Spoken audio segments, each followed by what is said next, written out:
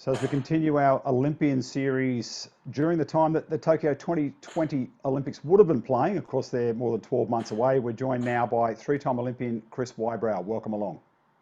Thanks, Westy.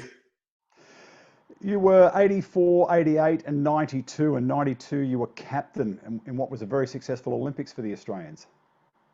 Yeah, no, I had a good innings really. We came fifth in 1984 and also fifth in 92. A couple of the best results of a national team at Olympics.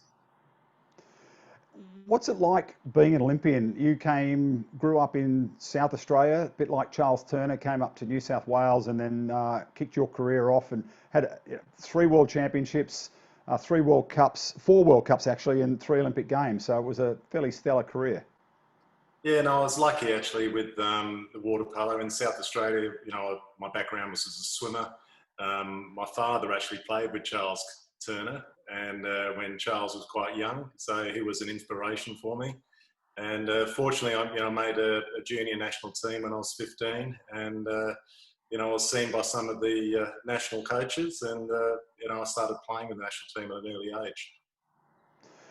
Out of your 3 Olympic Games, did you march in opening ceremonies? The picture behind me here is the opening at Barcelona 92.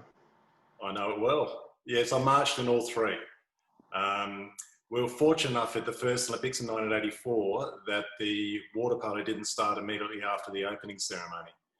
With a lot of athletes, I'd probably recommend you wouldn't do it, the opening ceremony, even it's a wonderful experience. But if you're going to compete the next day, it can be really tough on you. It's a whole day affair, and it's a late night, and a lot of travel, and you're training for up to 10 years to make your first Olympics. To spend 10 hours that day before your main event could be very taxing on you. Yeah, you burn a lot of emotional energy going to an opening ceremony. You certainly do. There's a lot of distractions, and you've got to remember what you're there for. Your 3 Olympics, do you have one that stands out as a favourite? Obviously 84 and 92, you came 5th in both of those, Australia's best ever results. They've got to be pretty special to you. Yeah, they're hard to separate. The 2 of those were my favourite, and being your first Olympics is always a wonderful experience. I know I wanted to be Olympian from when I was 7 years of age, so for that to come to fruition was an amazing thing. And then at LA, you have movie stars sitting in the front row watching us walking around the stadium. It was quite unreal. And 92 was, I was more experienced, and being the captain of the team and beating Hungary to finish 5th was, a wonderful result. So for different reasons, but they're both I felt very passionate about both of them. So we go back to 1982. You were in the team that got their first ever victory over Hungary. You scored 8 goals. That's pretty an amazing feat against the team that is the benchmark, or it has been the benchmark in world water polo for a long time. Yeah, and it certainly was in those days. The likes of Farrago, Sharpo, Gerendash, there were some wonderful players in that team, Hawkeye, and to beat them was quite a thrill. But that also showed how close we were to mixing it with the best too, because they were a very good team at that stage in 1982. Now, you were inducted into the Water Polo Australia Hall of Fame in 2011. In 2014, also the Sydney Olympic Park Path of Champions. Now, on that plaque, it says that you held the record for the fastest, most accurate shot in world water polo. What sort of speed was that? That was in 1981 at the FINA World Cup. So they clocked all players, and they timed me at 85 kilometres an hour.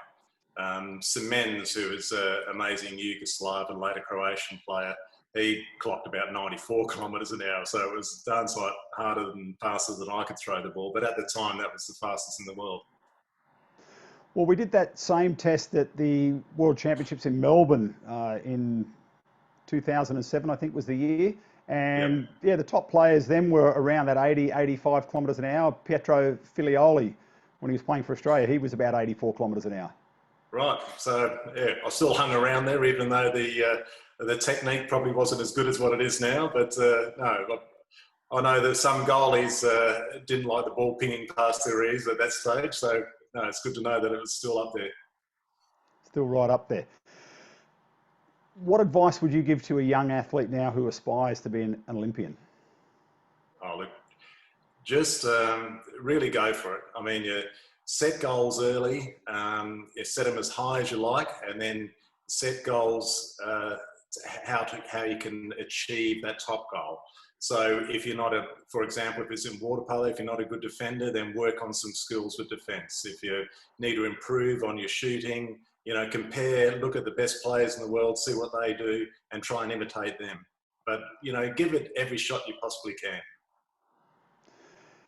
And your working life, you spent a lot of time working for a great water polo man in Freddie Mayer, and then later you transitioned into the New South Wales Institute of Sport and coached some junior teams. So you gave a fair bit back in the coaching ranks as well. Yeah, that's right. I enjoyed the work with Freddie Mayer. He was a wonderful character and a interesting water polo player in himself.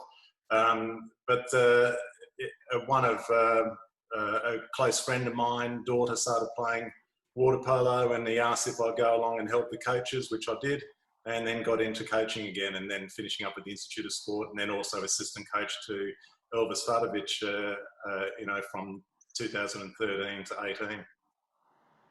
Yeah, it's been a wonderful career, and thanks for sharing your insights here on our Olympic preview. Really, we're 12 months out from the Tokyo Games, but for everyone at home, they're watching these instead of what we would have been watching the water polo. Wonderful. Thanks for your time. I appreciate it.